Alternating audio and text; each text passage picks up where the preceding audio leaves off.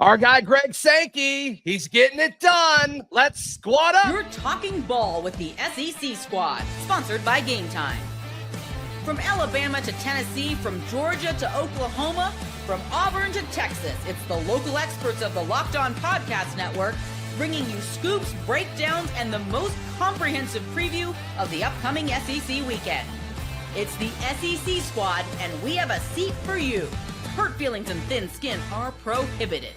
Squad up, you're part of the SEC Squad. Yes, this is the SEC Squad. No Chris Gordy, though. I'm Zach Blackerby, host of Locked On Auburn, filling in for Gordy. Stephen Willis, Locked On Ole Miss. John Miller, Locked On Mizzou. Jimmy Stein, Locked On Bama.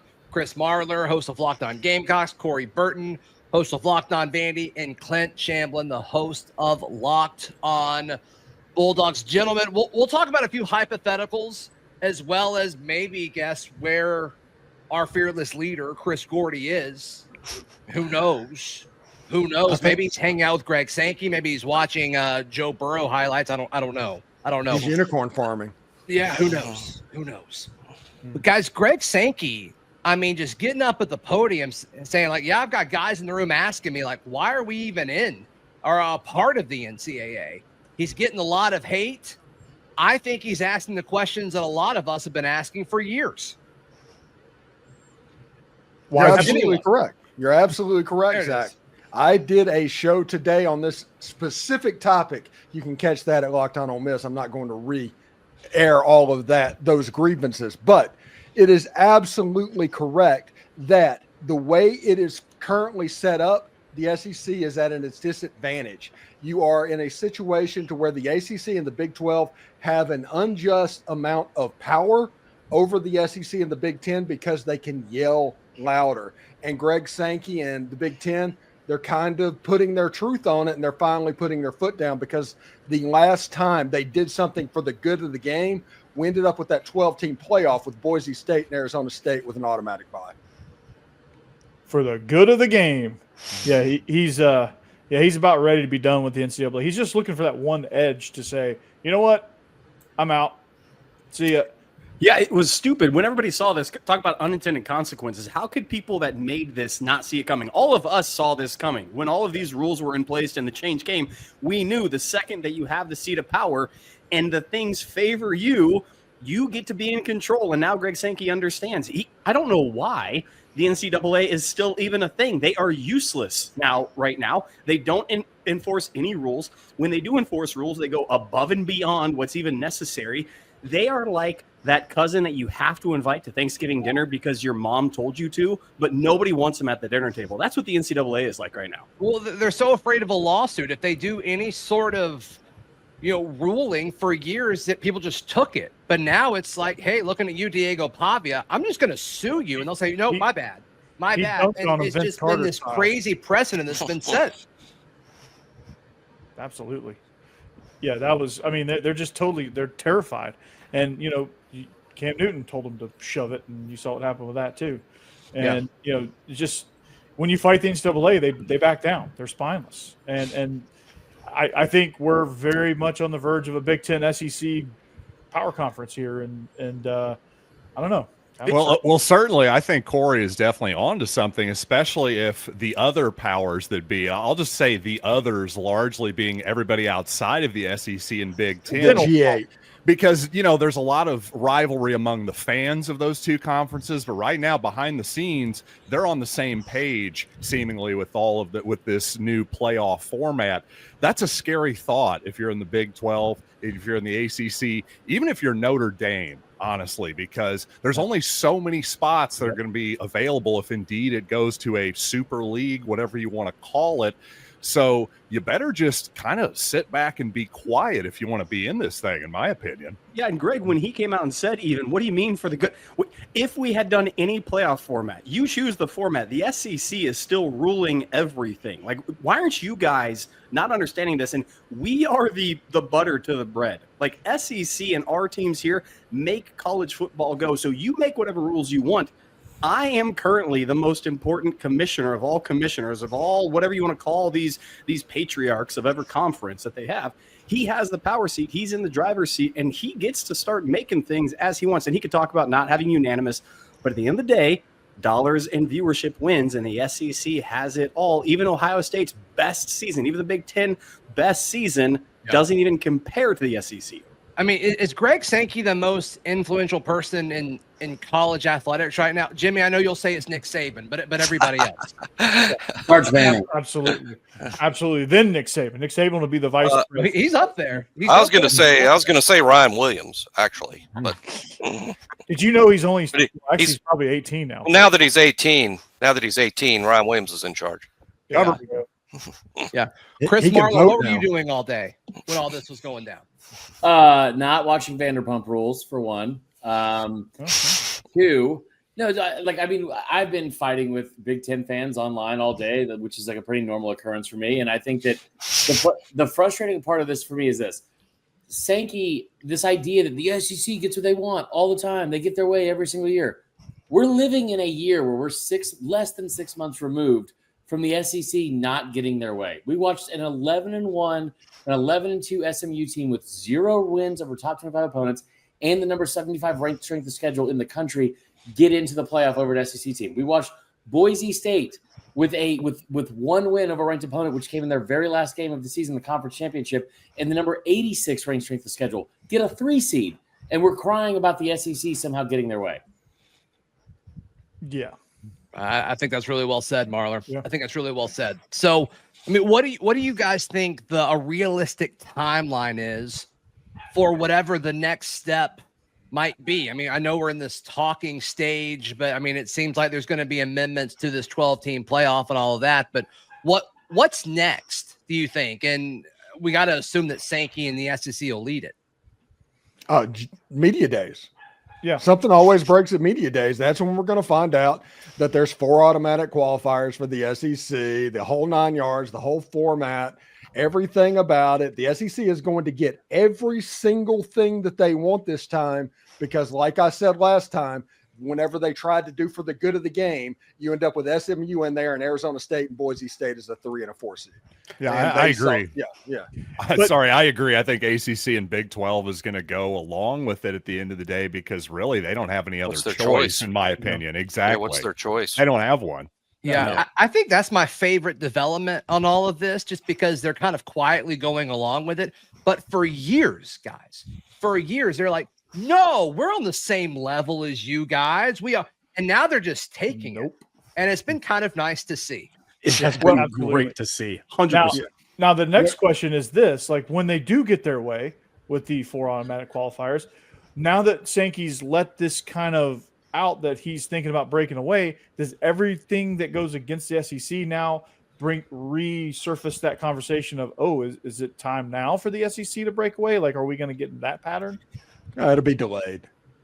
It honestly will be delayed. I think it'll be a situation to where there's going to be the 4 automatic qualifiers. That's going to happen. You're going to have the Big Ten SEC Challenge. You're going to have the cross-divisional game where South Carolina and Clemson play every single year because non-conference games will not hurt you. Matter anymore. Yeah, and once that happens and it's the conference things, you're going to have a TV product of a lot of great games, a lot of great inventory, and a playoff that has Fox and ESPN at the table, and they're going to NFL-like this bad boy. I'm all for it. We're in a unique spot where the SEC doesn't need the ACC or the Big 12 or even the NCAA, but they all need the SEC. Right. The Big 12 and the ACC aren't going to make enough money unless they are tethered to the SEC in some way. Yeah.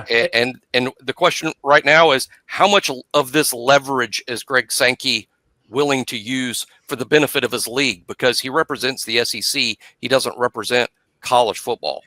I was just going to say, go ahead and just the second Greg says, all right, we'll let you play in our league or our conference, go ahead. You got to go ahead and cash up some equity up front, some purchase power up that is going to make boom for these contracts. Sorry, I'm going to sneeze really quick. I got a little pepper in my nose. Sorry. No, sneeze it out, man. My dog. It out. We'll wait. No, I'm sorry. I just didn't want to be seen. But yeah, it's thank you. I appreciate that. Handle that. Yeah, thank you. No, I think you're exactly right. The SEC has the steering wheel firmly in its grip. What's the next iteration? Rivalries are dead. I just say goodbye to those. Rivalries are dead, which is a shame. You're going to get them every once in a while to make viewership happen, but they're going to decrease entirely. Because like you've all said already, out of conference, don't lose. That's all you got to do. Just don't lose. Get through your conference. And if you get the automatic qualifiers, it doesn't matter. The SEC championship, I was talking about this.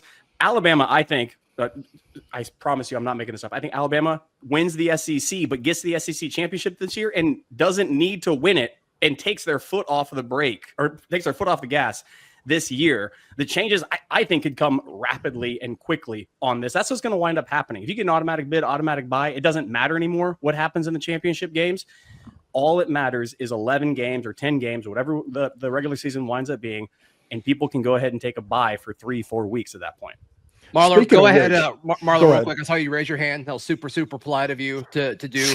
Go ahead, and then we'll move on to the next topic. Yeah, well, real quick, Clint, make sure we clip that soundbite, because if Georgia ends up beating Alabama, I want that to be saved so we can rub it in Clint's face as soon as that happens. He's to blame. Here's the funny part of this whole thing from a national standpoint. All these people that are crying about, well, the Big Ten plays 9 conference games. The Big 12 plays 9 conference games. What's going to happen, I will guarantee you right now, there is no chance they're going to sign anything that says we're going to play a 9-game conference schedule unless it guarantees them 4 spots in the playoffs. So the moment all these fans that have whined about them not playing a 9-game conference schedule, the moment that comes into play is the same moment you're going to get guaranteed 4 spots plus anything at large in the playoff. Mm-hmm. Yeah, I don't think that's a bad point at all. So if the SEC does get 4 teams in, let's play a game. Let's play a little scenario as far as if that were to happen this year, which 4 SEC teams might benefit the most? That's next, right here on the SEC Squad. Today's show brought to you by our friends at FanDuel. Can y'all imagine using anything other than FanDuel? I can't. No way. No way. When you look at the odds for who to win the College World Series, it's all SEC teams, and then like North Carolina's in there. The Razorbacks leading the way at plus 470. LSU, Vandy.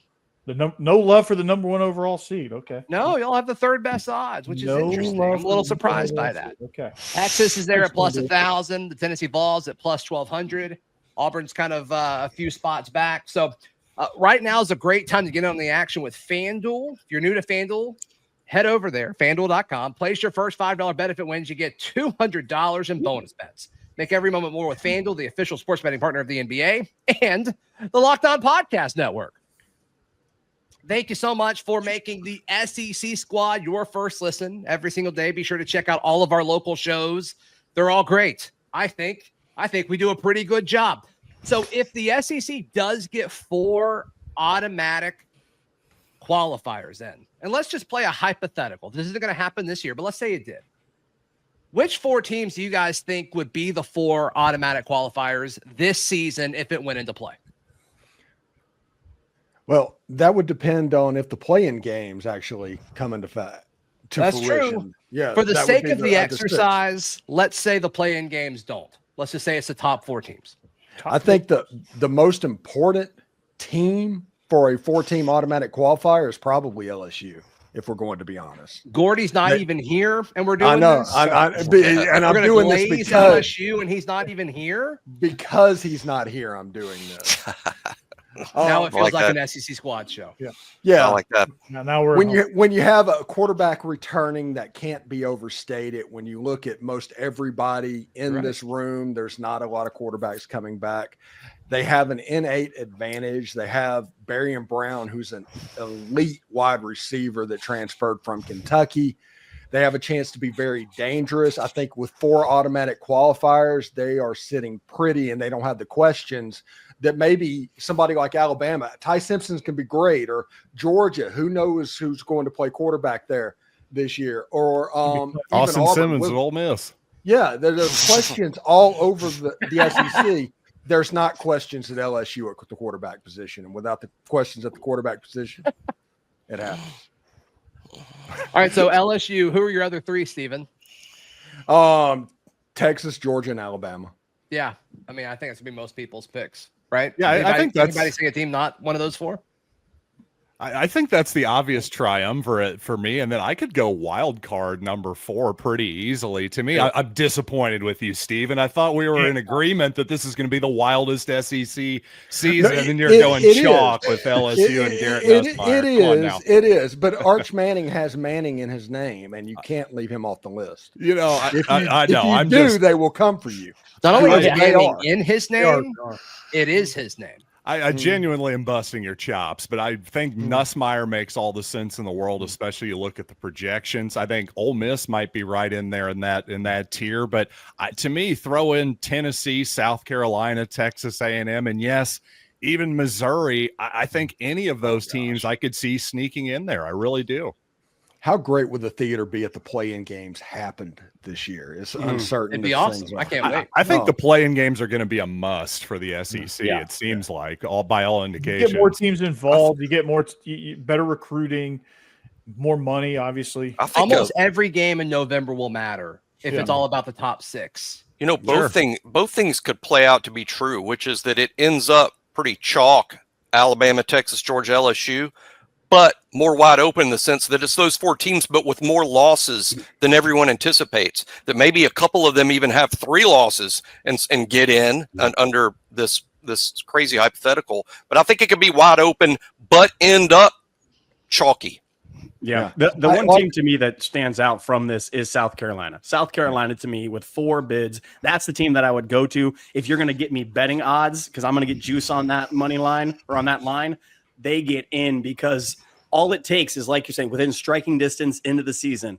And if you got a returning quarterback, like you said, Sellers comes back. I think he's the best quarterback. Yes, I know Nussmeier's there. I would take Sellers over him right now.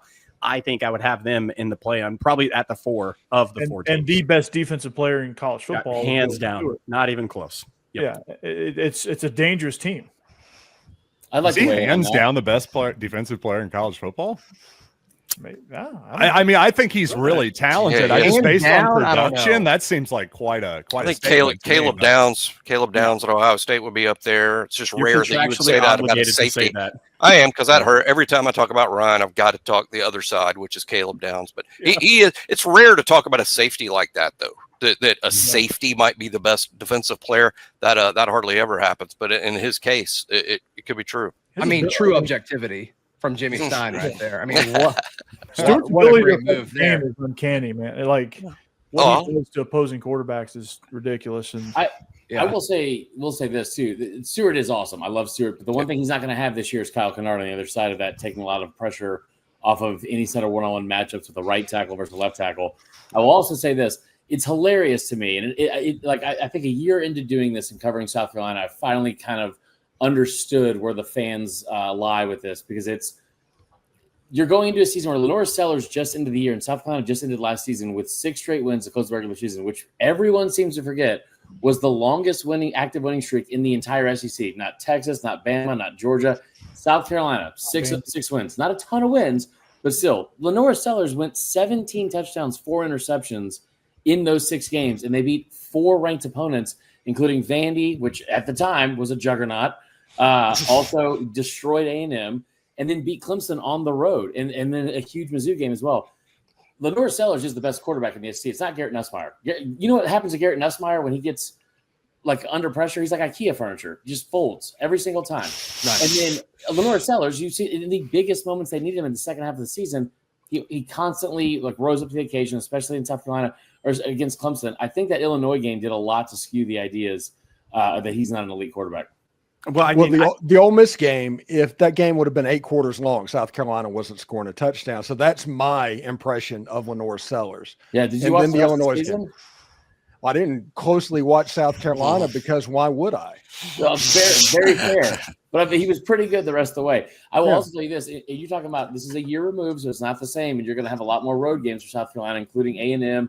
Got to go to LSU, and they've got a tough schedule, as always. Mm-hmm. But that's a team last year that if you're really looking at it, we talk about the what ifs all the time. Well, if Bama didn't lose to Oklahoma, or this didn't happen to LSU, South Carolina lost to Bama by 2 points and got screwed by the refs out of a win against LSU. You're talking about if you want to play the hypothetical game, they could have been 11-1 last year. I think it's funny. Lost to Ole Miss. we don't have Brandon Olson here to say this, but I just find it telling that national media has DJ Lagway and Florida as being a surprise team and one of the best quarterbacks in the entire nation. And a room full of SEC guys understand that they're not in the top 4. It's interesting to me. I've been saying that DJ Lagway, I don't think has a good season. I think he's very athletic. I think it's Anthony Richardson light all over the place. But it's just interesting because that'd be a name that I think other people might say. They might bring up. To me, though, it's not about Lagway. It's about what's around them, and it's about their ridiculous schedule. I mean, all these national folks are putting out their way too early top 25s, and Florida's consistently in top 15s.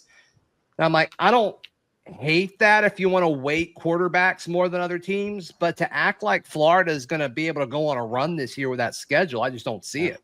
They could be the 15th best team and finish 7-5.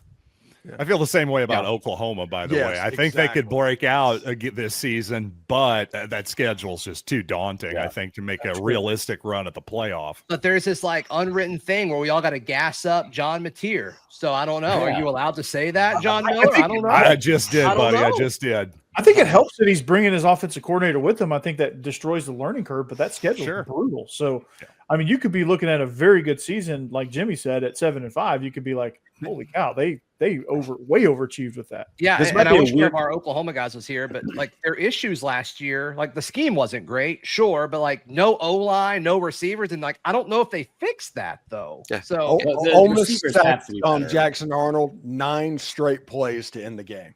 Yeah, kind of gets back to what we were talking about in the first segment and Greg Sankey and the SEC. But we're getting to the point, guys, where you could have 5 SEC losses to 5 top 10 teams. I mean, you could lose to 5 SEC teams that are all in the top 10. All that means is you might be 11th. It doesn't mean that you're out of the top 25 because you lost to 5 top 10 teams. But we are getting to that point. The depth of the league is like that. Plus, the schedules are so,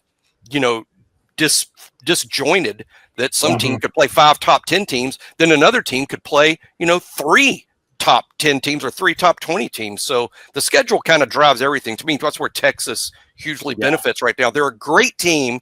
They may win the national championship even if they had a really tough schedule, but they don't. They don't play Oklahoma's schedule. They don't play Florida's schedule, and they're going to benefit from that. Yeah, well, absolutely. They still got to go to Ohio State, and I still think the Red River rivalry, you can't count on Texas winning that game. They're not playing it night, though. They're not playing it. They're like, no, sirree. We're playing this early in the morning. They have to go all right, where's Chris Gordy? Other SEC chatter that's coming up right here on the SEC Squad. Where in the world is Carmen Sandiego? All right. Yeah. It's your own Stephen Willis. You can hear more of that wonderful voice over on Locked On Ole Miss. Before we jump into the curious case of Chris Gordy and where this mysterious man is, who would you say is the most underrated team right now? Because we've made arguments for a few folks. It could be the Auburn Tigers. It could be, talk about an easy schedule. If they just survive to get through Georgia, the rest of the schedule up to the Iron Bowl, it's pretty manageable. We haven't talked about Auburn yet. So there we go. We made it 23 minutes before I brought them up, guys. Hey, they have to make a bowl game this year. 100%. That's right. That's right. He's no fool. He knows he has to make a bowl game this year, for sure. I do think that some undervalue Auburn. I personally expect the best Auburn team in several years. I mean, I think this will be Auburn's best chance at a good season in a while. That's just the best. It's the best 1 through 22 they've had, and obviously a lot depends on Jackson Arnold. But I do think that this Auburn team now playoff talk to me is going. That's a bridge too far. Okay. But 8 wins would be a tremendous season based on what's happened at Auburn in the last 4 or 5 years. And I do think 8 wins is extremely possible if Jackson Arnold is good. He's certainly got an outstanding wide receiver core. And I do think Auburn's dangerous. Auburn could beat, I don't know about Auburn in the playoff, but they could beat a playoff team. I will say this. Chances to beat a playoff team. I mean, obviously they play Georgia and Bama. I don't know.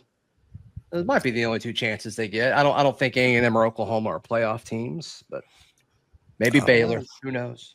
I will say this. I think if Missouri figures out the quarterback position, they have a chance. But since I don't want to be accused of being a complete homer here, speaking of figuring out the quarterback position, why not Tennessee? Was Nico Iamaleava a top 5 SEC quarterback last year? I don't really think he was. I don't think he was terrible or anything. I think he was more average than he was, a lot closer to average than he was great last season. So to me, Josh Heupel, that system, plug another guy in there. There's another team that is being a little bit overlooked right now based on, I think, their actual odds. Who, by show of hands, just real quick, who wanted to see John Miller be a homer there?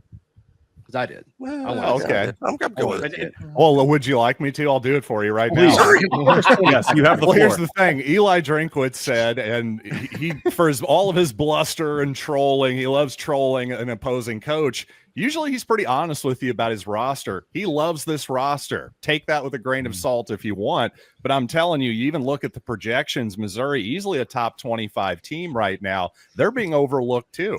Most of the league will be shocked at Missouri's record over the last 3 years. It would surprise everybody but Missouri fans. Their record over 3 seasons matches up pretty well, and it's kind of even hard to call them an underdog at this point. They're like 21-5 in the last 2 years. And also, I will say this.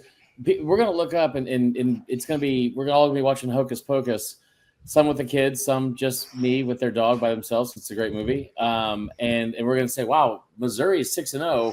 What's going on? Because they don't leave home early on. I'm very excited about that game against Kansas. I think they're going to be great against them. And I don't think they're going to have a ton of huge challenges on that schedule again, because it's the same schedule as last year. Like, they avoid a lot of big names on that schedule.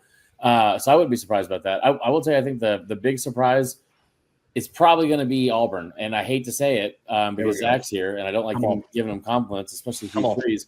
But that schedule is very manageable. You do get Bama at home. I don't love what you said about potentially beating Georgia as a playoff team, because I don't think they've beaten Georgia in my mind since the Clinton administration. But I'm not picking Auburn to beat Georgia. No, to be clear on that. But they have this influx of receivers that Jackson Arnold's going to have around him. Again, I've said this like ad nauseum all offseason. He was behind an offensive line last year that had 50 sacks allowed. It was 18 more than the most Oklahoma had allowed in the last decade.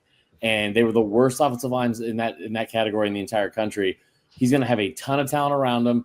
As long as he and his head coach can't have a weird public bickering fest like they did last year with Peyton Thorne, he should be good. Yeah. What date is it socially acceptable to watch Hocus Pocus? May 28th. Oh my God. Never. All the way through. Never. Halloween. I'd say at least August. At least October, right? October. That's an off season. It's not that good of a movie. I don't think so. I'm not a fan. We're starting a Locked On Halloween Disney Channel movie. No, we're not. Episode. Yes, we are. I can tell you that is. I have on good authority that's not happening. Locked On Hocus Pocus. Look, this is going to sound weird, and I have not been this guy ever, because every single year, this is the team that people select preseason to make a run, and it's foolish. And I'm going to tell you right now, it actually makes this the most sense to me this year, and Texas A&M is being dogged on, and here is why. They have an influx of talent. They have a coach that I actually view as very respectable. He has proven it before. He's been there. How much noise have you heard since Elko got there? Really, that was before. You haven't heard the same cultural noise as before. And I think that's a good thing. Everything's been kept in-house. I think he's a really smart, really good recruiter. I think there hasn't been this mass exodus. There's still been exodus, but not mass as it's been before. I think they've quieted the noise down. They get that situation at quarterback, and they have an offense that actually runs to their style. I actually think they can make some noise in the SEC, and I'm the first person to say that was stupid every single year when people do it. But I have to say, and how often have we talked about quarterbacks on this squad show, and we never say Marcel Reed? Agreed. Is Colin Klein still their coordinator, offensive coordinator? Yes. Okay. I feel real good about year 2 of Marcel Reed developing in that offense. I do too. It's gonna take some time, some more time to kind of develop with his passing game, especially. But I think Colin Klein I think he's proving himself to be a quite the coordinator. I think we're going to see all of that come to fruition this year. But A team, obviously, I've got to throw this out there since I'm on the show. As you can tell from the logo behind me, of course, right? I'm going to be a homer. You got it.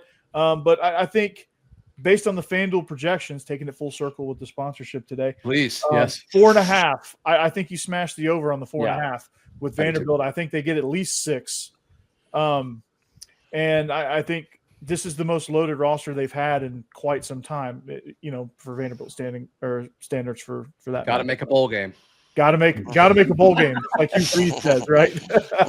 In the words of Hugh Freeze, got to make a bowl game. Got to make a bowl game. So I'm going to throw it out there, but we get our conference slate started quite strongly with South Carolina on the road. So that's about as tough a test as you're going to get starting the conference slate off. So we'll see immediately if this team's for real or not. Win or lose, we'll see if they're for real. I don't think anybody in this room beat Vandy as bad as South Carolina did last year, which is kind of crazy.